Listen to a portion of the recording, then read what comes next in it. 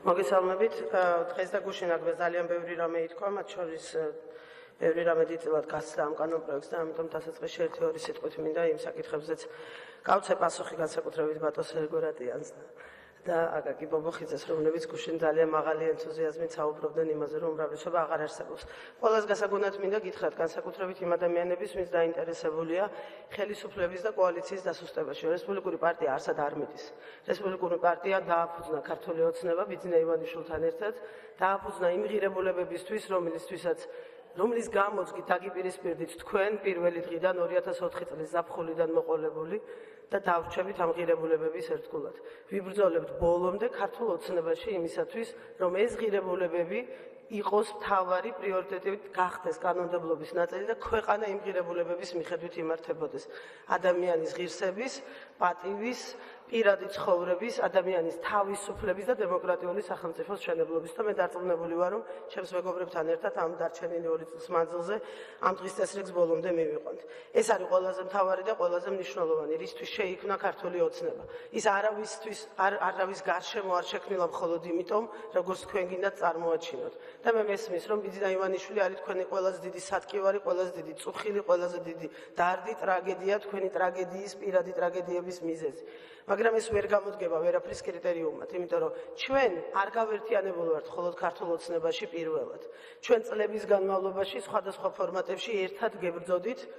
თქვენ გებრძოდით ზუსტად იმისთვის, რისთვისაც ვიბრძვით დღეს აქ ამ ტრიბუნაზე და რასაც ეძღვნებოდა შალვას გამოსვლა და რასაც ვაპირებ მე ვისაუბროთ ჩემს დანარჩენ გამოსვლაში. და მე ვიცი, რომ ძალიან ბევრ ადამიანს, წესიერ ადამიანებს ქართულ ოცნებაში, აქ ამ დარბაზში აწუხებთ დღეს ის, რომ თქვენთან ერთად შეიძლება დაფიქსირდნენ ხმის მიცემის დროს. და ეს არის მთავარი წუხილი, რომელიც აქვთ იმ ადამიანებს, რომლებიც სინამდვილეში ეწინააღმდეგებიან ამ კანონპროექტს, მაგრამ თქვენთან ერთად არ უნდათ რაიმეზე პასუხისმგებლობის აღება. მაგრამ მათ მინდა მივმართო, რომ ეს არ არის მთავარი და განსაზღვრელი. არავითარი მნიშვნელობა არ აქვს დღეს ფარისეველი, მათყუარა ადამიანების პირადი ცხოვრების ყოველდღიურ რეჟიმში ხელმყოფი ნაციონალური მოძრაობა რას მისცემს ხმას. მთავარი და გადამწყვეტი ის არის ჩვენ დავდგებით თუ არა იმ პრინციპების გვერდში, რისთვისაც შევქმენით ქართული ოცნება.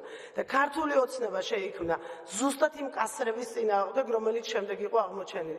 ზუსტად იმ ვიდეოების 10,000-ობით ჩანაწერის წინააღმდეგ, რომლის გარშემოც გავერთიანდით ჩვენ ყველანი ერთად. ზუსტად იმის წინააღმდეგ, რაც დღეს სამწუხაროდ ისევ წერია ამ კანონპროექტში. საბედნიეროდ ის ერთი კანონპროექტი გატანილია, მაგრამ თავად აზრი იმის შესახებ, რომ ეს მაკომპრომენტირებელი ინფორმაციის ცნება უნდა დაბრუნებულიყო ქართულ კანონმდებლობაში, მე ვფიქრობ, რომ ნებისმიერ ადამიანს, ვინც ქართულ ოცნებაშია, უნდა ზარავდეს და საფრთხის განცდას უნდა უჩენდეს, რომ ვიღაცას გაუჩნდა აზრი. და ადამიანის უფლებათა კომიტეტის წევრებმა მოაწერეს ხელი ამ აზრს, რომ მაკომპრომენტირებელი ინფორმაცია ისევ დაბრუნებულიყო ქვეყანაში, როგორც ცნება და ამბავი. და ეს ძალიან სამწუხაროა.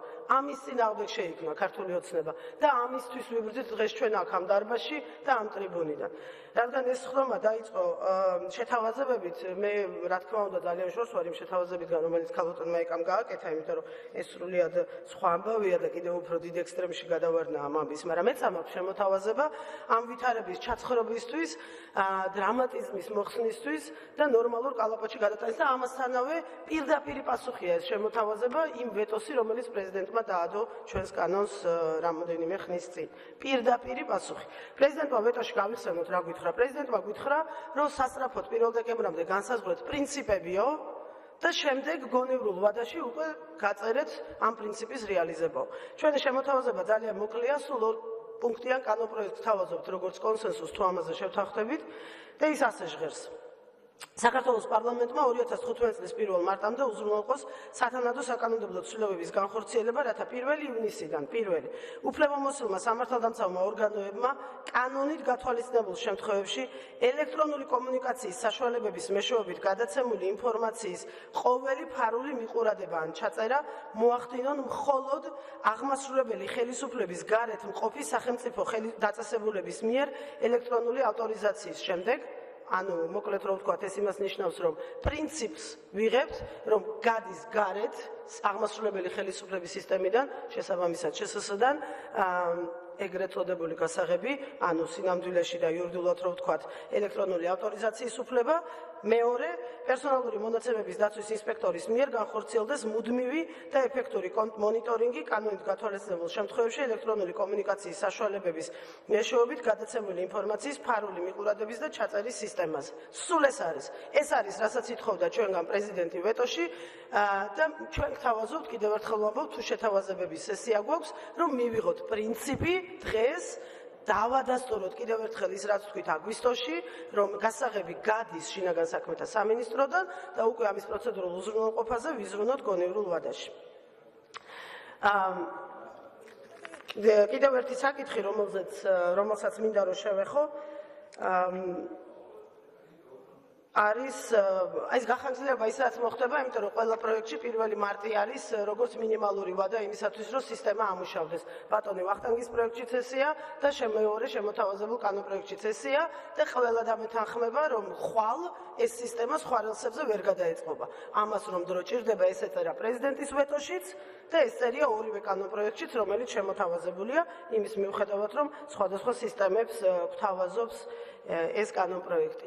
მე ძალიან მწუხვარ პირველ რიგში ჩემ თავს მინდა მივულოცო, რა თქმა უნდა და ჩემით მინდა დავიწყო და შემდეგ სახელობითად ყველას უმრავლესობიდან, რომ დღეს ჩვენ აქ ამ დარბაზში 2 წლის შემდეგ ქართული ოცნების გამარჯვებიდან აი ამ ადამიანებს უფლებას ვაძლევთ ამ თემაზე ხელმოღერებულებმა გველაპარაკონ, მაშინ როდესაც ჩოგჯენში უნდა იდგნენ და ყოველდღე ბოდიშს უნდა იხდიდნენ მთელი საქართველოს წინაშე ყველაფერი იმისთვის, რაც ამ საქმეში მათ დააშავეს.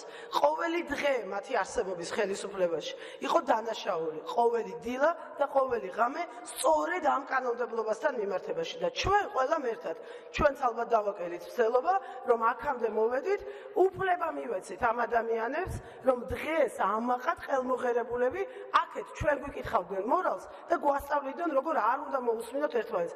ხალხო, ნუ ვიქნებით ამ სერცხვილის მონაწილეები და ყველაფერი გავაკეთოთ იმისთვის, რომ ამ ადამიანებს არასოდეს აღარ ქონდეთ იმის უფლება, რომ რამეზე, საერთოდ რამეზე ეხლა დაეუფლა ბატონი ბობოხიძე მაღალ ჭეშმარიტებას, რომ თურმე ადამიანია ყველაზე მთავარი და ადამიანის თავისუფლებაა ყველაზე მნიშვნელოვანი. ოღონდ 9 წელი ეს არ ახსოვდა.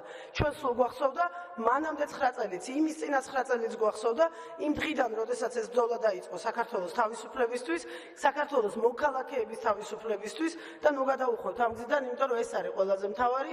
ამის გამო დავდექით ჩვენ ერთად და ამ ბრძოლას მე დარწმუნებული ვარ, რომ ყველა ერთად ბოლომდე მივიყვანთ. ჩვენ რა თქმა უნდა არ მივცემთ ხმას ამ კანონპროექტს და იმედს ვიტოვებთ, რომ მოვახერხებთ იმას, რომ ქართული ოცნების სადამფუძნებლო დეკლარაციაში არსებული ღირებულებების და პრინციპების ერთგულები დავრჩათ. დიდი მადლობა.